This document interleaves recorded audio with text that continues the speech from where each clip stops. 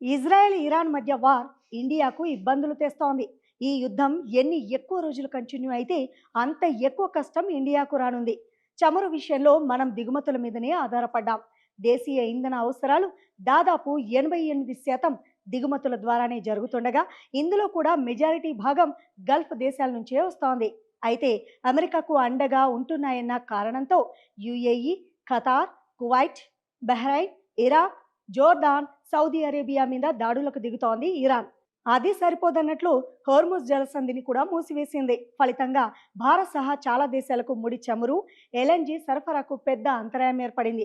అయితే ఇండియా విషయానికి వచ్చేసరికి ఇంకో 6 నుంచి 8 వారాల అవసరాలకు మాత్రమే మన దగ్గర ఉన్న చమురు నిల్వలు సరిపోతాయి.